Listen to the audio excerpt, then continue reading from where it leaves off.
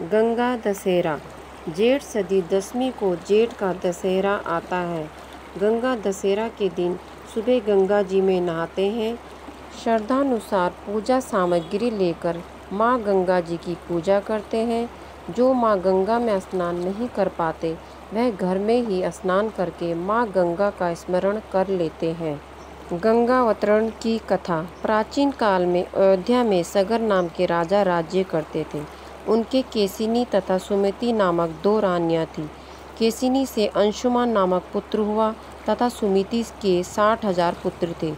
एक बार राजा सगर ने अश्वमेघ यज्ञ किया। यज्ञ की पूर्ति के लिए एक घोड़ा छोड़ा। इंद्र यज्ञ को भंग करने हेतु घोड़े को चुराकर कपिल मुनि के आश्रम में बांध आए। राजा ने यज्ञ के घोड़े को खोजने के लिए अपने 60,000 पुत्रों को भेजा।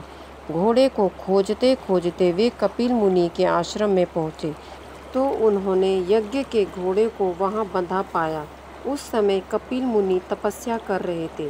राजा के पुत्रों ने कपिल मुनि को चोर चोर कहकर पुकारना शुरू कर दिया।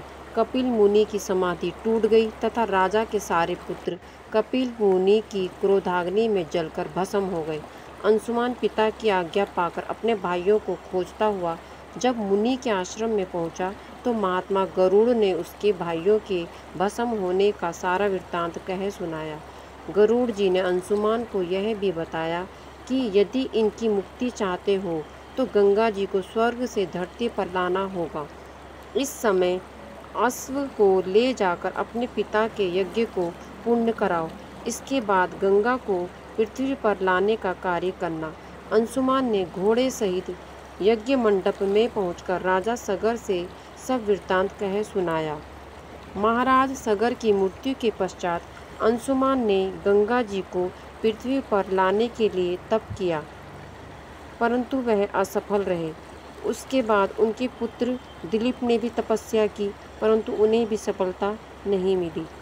अंत में दिलीप के पुत्र भगीरथ ने गंगा जी को पृथ्वी पर लाने के लिए गोकर्ण तीर्थ में जाकर ब्रह्मा जी को प्रसन्न करने के लिए कठोर तपस्या की।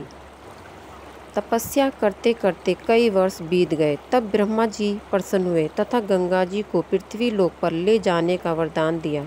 अब समस्या यह थी कि ब्रह्मा जी के कमंडल से छूटने के बाद गंगा के वेग को पृथ्वी पर कौन संभालेगा। ब्रह्मा जी ने बताया कि भूलोक में भगवान शंकर के अतिरिक्त किसी में यह शक्ति नहीं है जो गंगा के वेग को संभाल सके।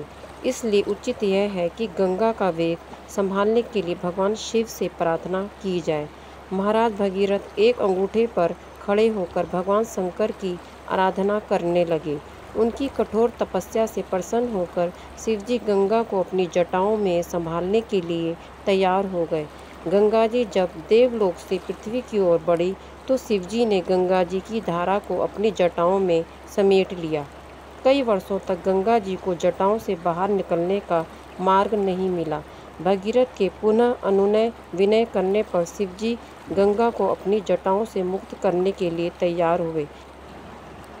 इस प्रकार शिवजी की जटाओं से छूटकर गंगा जी हिमालय की घाटियों में कलकल निनाद करके मैदान की ओर बढ़ी। जिस रास्ते में गंगा जी जा रही थी उसी मार्ग में ऋषि जहनु का आश्रम था। तपस्या में विघ्न समझकर वे गंगा जी को पी गए। भगीरथ के प्रार्थना करने पर उन्हें पुनः जांग से निकाल दिया। तभी से गंगा जहन पुत्री या जाह्नवी कहलाई। इस प्रकार अनेक स्थलों को पार करती हुई जाह्नवी ने कपिल मुनि के आश्रम में पहुंचकर सगर के 60,000 पुत्रों के भस्म अवशेषों को तार कर मुक्त किया। उसी समय ब्रह्मा जी ने प्रकट होकर भगीरथ के कठिन तप तथा सगर के 60,000 पुत्रों के अमर होने का वर दिया तथा घोषित किया कि तुम्हारे नाम पर गंगा जी का नाम भगीरथी होगा। अब तुम जाकर अयोध्या का राज संभालो। ऐसा कहकर ब्रह्मा जी अंतर्ध्यान हो गए।